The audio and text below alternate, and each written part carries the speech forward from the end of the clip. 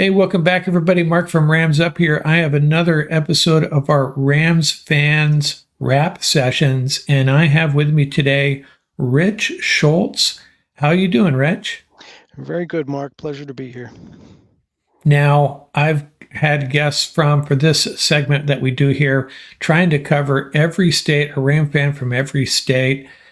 We got Mexico as well too. We've had Dave Roulard from South Carolina, John Perry from Washington, Ernesto Salgado from Mexico. Rich, tell everybody where you're from. I am from Fountain Hill, Pennsylvania. And whereabouts is that Fountain Hill? Right outside. It's about 60 miles.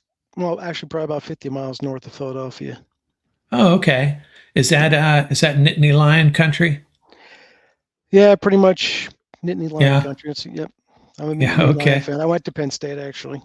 Oh, okay. Good. Now, how did you become a Rams fan? Well, back in the day when I first started playing football, I was one of those bigger kids. So I started defensive tackle, then played defensive end, and that's back when the Rams had Merlin Olsen was 13 or 14-year All Pro. Of course, he wasn't done his career yet then, but yeah, basically the Rams. I loved their uniforms. They always had a good defense, and quite frankly, the Eagles fans were kind of mouthy for how good the team was doing back in those days. Yeah, and I guess the jerseys you have behind you, for those of you listening on the podcast, Rosie Greer and Deacon Jones jerseys behind you there, pretty good choices. Yeah. Yeah, these are actually pillows I had made online of each Oh, one of the okay. foursome fearsome. So Yeah, the way you had them laid out there, I thought they were jerseys. Good call. Okay. yeah. And so you grew up in Pennsylvania then, right? Yes, I grew up in Allentown, Pennsylvania, which is 10 minutes away from here. Oh, and that's the song of it's a Exactly. town, Yep. Billy Joel's Allentown, right? Correct. Yeah, I was actually my roots are South Jersey. My mom was from Philadelphia, but we moved to California when I was like a month old. So I do have sort of kind of Pennsylvania roots. So let's see. So you played football yourself then in what, high school High and school. yeah. Not in college. I actually went in the service right out of high school. I was in the Navy, and I played there. But we played, of course, like touch football and flag football. I didn't go to college till after I got out of the service.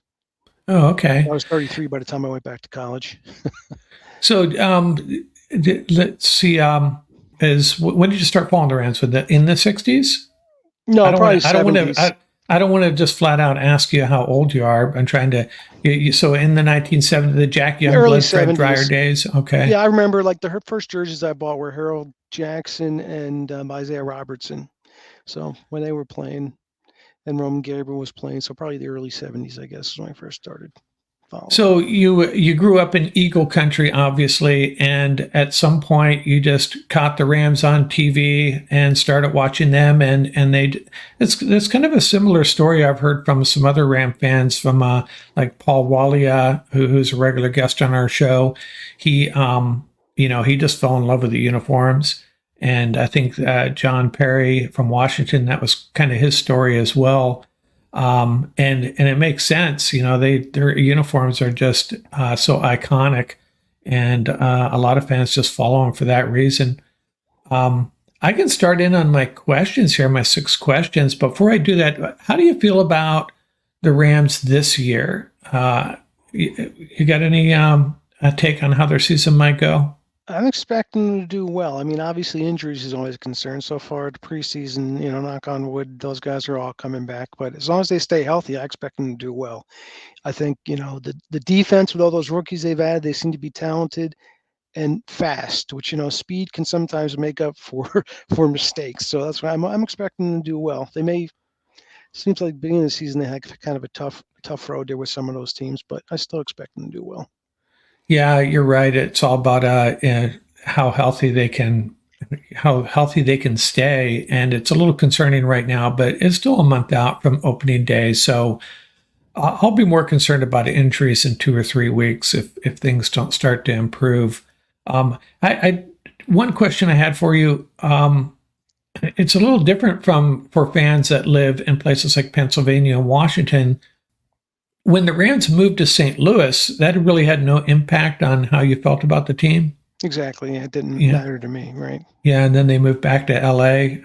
It's just that's kind of when I was a Rams fan growing up. I've told this story a little bit. I think I was originally upset when they moved to Anaheim for whatever reason, and then I saw the uniforms, saw them on TV, and I couldn't help myself rooting for them.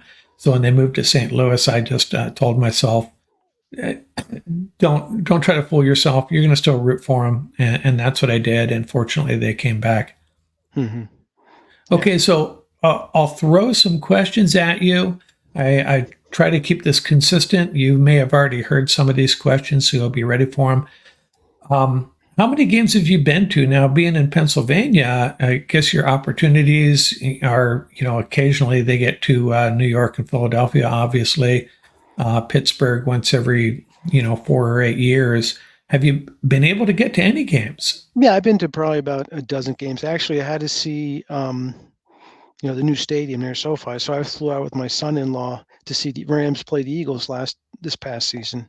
Didn't turn out how we wanted. They gave up that last second touchdown at the half, or I think the Rams probably would have pulled that one out. But and then I used to travel for work a lot, so anytime I was traveling, I would take in a game if it worked out. Like I saw the St. Louis Rams play Cleveland in St. Louis. That's where Marshall Faulk. You still see that play on the NFL Network sometimes, where he like makes two juke moves and scores a touch, and that was an unbelievable run. Yeah, that goes down as one of the greatest runs I've ever seen. And I know exactly which play you're talking about. And when they talk about, whenever I see Marshall Faulk highlights or, these countdowns of the greatest running backs ever, they usually use that play because it's pretty representative of what a great running back he was. Yeah, and I had to Um, get, I bought tickets the day of the game outside the stadium, so I ended up sitting, surrounded by Browns fans and my Rams stuff, and they were trying to give me crap, but that didn't last too long because the Rams kind of took over that game, and after that run, especially, they kind of kept their mouth shut. yeah. Question number two, and you may have already given this away, maybe not. Who is your favorite Ram player of all time?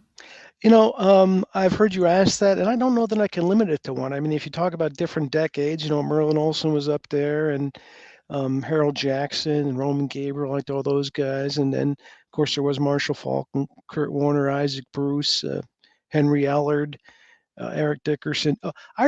Here's a name for you. Do you remember Jim Bertelsen at all? He Yes, was yes, I do. he was never necessarily a great running back. Man, that guy was tough. I used to admire the way he ran, and he really stuck his nose in there, blocking everything. He was a tough player. Now, was he? I'm trying to remember. He was always kind of a second fiddle guy. Was it second fiddle to Lawrence McCutcheon? Yeah, he was more like a fullback, second fiddle Right, guy. Yep, yep. right. To Lawrence Yeah, I do remember him. Yeah, um, yeah. When I get asked that question, I have the same issue. I have a favorite player from. I love Nolan Cromwell. I have a Nolan And, Cromwell signed jersey. yeah, right. Yeah, And I don't know why I just gravitated towards him. And then the greatest show on turf, Tori and Isaac. And then now, how can you not fall in love with Cooper Cup and Puka Nakua? right, And right. yeah, there's a lot of just so many great players. Yeah, Um, Tom Mack. I got his autograph I went to the Hall of Fame induction ceremony for Kurt Warner, and then I got a signed helmet from Tom Mack, and my son got one from Kurt Warner. So I got to yeah, shake their hand. I got to shake Eric Dickerson's hand and Jackie Slater. Good time. yeah, yeah. Eric Dickerson is actually a pretty nice guy. My daughter sent me I don't know if you've ever seen those.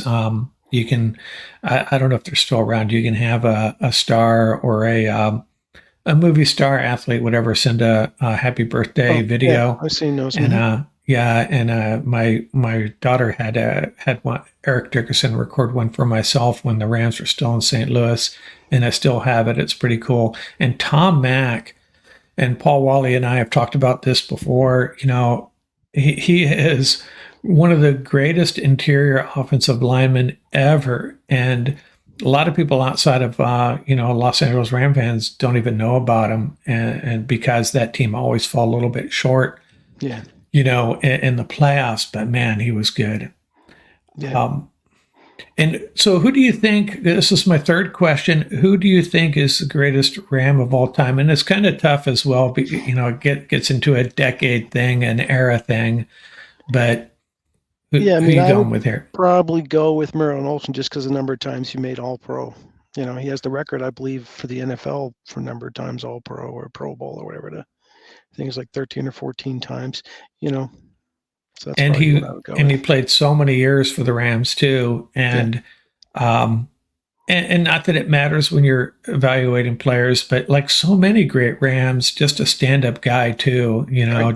Hmm. Just a gentleman. There are stories about him, the difference between Merlin Olsen on and off the field, night and Yeah, day. But pretty good guy. yeah. Okay, question number 4: Who is your most underappreciated Ram of all time? You already mentioned Bertelson. Is that what you're going with here, Bertelson? No, Bertelson, I don't think was good enough to be underappreciated. He was just really tough, and he did what was asked of him. But I wouldn't say he was good enough to be the most underappreciated. I'm going to go with. Geez, this is tough too. I don't think Havenstein gets the credit he deserves for how long he's been there, and they won a Super Bowl with him playing there. He plays all the time. Um, maybe Torrey Holt hasn't made the Hall of Fame, and he certainly deserves to be there. So maybe he's underappreciated a little bit. Yeah. Yeah, Havenstein, Big Rob, man, you're right. He has just been very consistent. You don't hear his name called very much. And if you're a right tackle and you're not getting your name called, that's a good thing.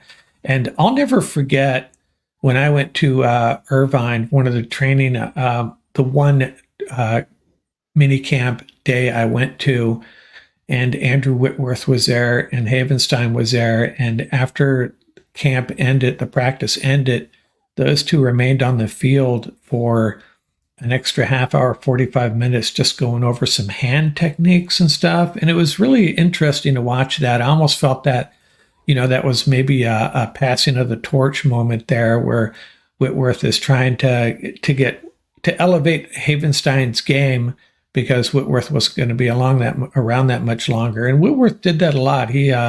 I saw it that whole day. He was a coach on the field, but back to your point, yeah, Havenstein. I don't think he's ever been made a Pro Bowl. But he's always been just very good. Yeah, that's what I said. He should have at least made one Pro Bowl in my mind. Maybe I'm a Rams fan, so. Yeah, But I, anyway, I think I think a lot of Rams get overlooked. You'll see the Cowboys have a good year and they'll have 11 Pro Bowlers. right. And the thing about the Pro Bowl is, which really annoys me, is once you make it, if you make the Pro Bowl as a 26-year-old player, you really have to crash and burn to not make it in the ensuing years. And then guys coming up a year or two later got no shot. Right, right. Yeah, I Just kind even of like defensive rookie of the year last year. How does Kobe Turner not get it when he has more sacks and more tackles? Every stat he beat. Was it Williams that got it? I don't remember the guy's name, but yeah. There's a couple darn of sure guys got I it. think. Yeah, you're absolutely right. Yeah, So if you and justified that the quarterback got it because it's a harder position, and how does Turner not get it because he plays a harder position where it's harder to get sacks, etc. right. Yeah, I think there were a lot of people that agree with you there. It's just odd how that works out. It's just to me, that was pretty blatant, pretty egregious. I mean, there's always arguments about in the award season, but that one was like a real head scratcher. I even read somewhere where by the end of the season, his double team rate was more than Aaron Donald. So that's another Right? reason that he should have got it versus Williams. Yeah, yeah, absolutely. Question number 5: Who was your second team? And just to be clear here, any sport, college, football. If you're not who's your second team? If assuming the Rams are your first team, Of course. Yeah, I don't really follow baseball. Second team is probably Penn State football would be my second team. yeah, that makes sense. And that they're man, they got quite a history too, Hmm. and um, they're going to be they'll be traveling out to California on occasion too, as well now, right? Right. Yeah, USC and there's another team, at least one other team from out there that they'll be playing. I think USC's coming to Pennsylvania this year, but they'll be Yeah, going out eventually. I Yeah. gotta do my homework on that because I keep on asking guests that question. I need to find out for myself how this new Big Ten is going to work. I'm not really clear on it myself. I know, USC, UCLA, Oregon, Washington, and how which Big Ten legacy Big Ten teams are matched up with. I'm not clear on that yet, so I'll figure that out. Yeah. And the final question, I think this is the funnest question. What is your favorite Rams moment? The moment in their history could have been a game you were at, a big game-winning play, just that iconic moment. Well, I mean, it's probably easy to pick, one of the plays that won the Super Bowl, the tackle, or Isaac Bruce's catch, or Aaron Donald's sack, But I think I'm going to go with, I can remember as a kid watching the Rams play the Seahawks back in 1979, where the Seahawks ended up with, like, I want to say -6 yards or -7 yards or something like that in total offense. That was a fun game to watch as a kid who didn't get to see a lot. Now, what year was that? I think it was 1979, the year the Rams played the Steelers in the Super Bowl. It's right around. Oh, okay, you're right. So that was they had a very, very good defense in the 70s. A lot of people don't realize that. Yeah, I could. Jim Zorn and who was there? They have the Hall of Fame receiver. Oh, Steve Largent. Steve Largent, yeah. And that's another question where you can kind of break it up into decades. The plays I remember, Flipper Anderson running out the tunnel. I remember that one. And obviously the tackle. Aaron Donald's had a couple, more than a couple. But yeah, that's a good one. So that Seattle run. Yeah, right. And the Ricky Pearl runs. Yeah, the Ricky Pearl catch, the Cooper Cup catch against the Bucks when we thought that game was slipping away, and then that big catch against the 49ers, like the first time we ever saw like pure emotion from Cooper Cup. It was pretty cool. Yeah, I remember the game where the Rams played the Niners and broke that losing streak where Isaac Bruce had like 4 touchdowns. That was a fun game to watch as well. Yeah, that 1999 season, it was incredible. I mean, I kept on like having to wipe my eyes. I was like, am I really seeing this? Just out of the gate, I remember they played the Ravens on opening day with Kurt Warner. And you're just thinking, I know this team's good enough. I'm trying to be an optimist. I know this team is good enough. Got to find a way to win with this new quarterback, though. And then, in the ensuing weeks, they just continue to put up more and more points. It was pretty special. Yeah, he set some kind of record as the first starting quarterback, like three touchdown passes in the first 4 games of his career, or something like that. Yeah, man, that was a special year. Okay, hey, this has been good, Rich. Anything else you want to share? You planning on getting to any games in the near future? Well, we are talking about going back to. I went to when they came to play the Giants. I went to that game this past year too. So yeah, I'll be going somewhere. I have a brother who lives out in California, so I may go back out to SoFi for another game this year, and some friends from work, or a friend from work that's out there. So I'll definitely be making some more games. Hey, but it's been good talking to you, Rich. Talking to you too. Yeah, I have thousands of Rams cards, and I have Rams yearbooks going back to like 1962 or something. So if I could ever be a resource where you're doing you're looking for some information, feel free to call me or send me an email or something. Yeah, I got a Ram cave here where I record at, and I should share it sometime. I have a smattering of plaques and photos I picked up on eBay with signatures and such. I got a running back wall here with Eric Dickerson, Marshall Falk, and my probably guy that I talk about too much, probably Steven Jackson. Oh, I love Steven Jackson. Stuff. Yeah, he was. Yeah, he didn't get the credit he deserved either because he was on. Yeah, absolutely. I mean, that guy was a beast. Yeah.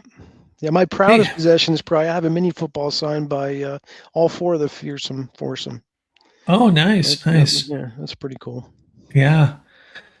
Okay. Hey, man, good times, Rich, and thanks for taking the time to join me. And hey, maybe we'll do this again at some point. Let me know if you're ever coming out to LA. We can talk again before you come out, maybe talk Sounds about good. whatever game it is you're going to. Maybe you could join us for a pregame for Okay. the game you're going to attend. Okay, man. Sounds Thanks great. a lot. It's a It's pleasure. been fun. Take care. Okay.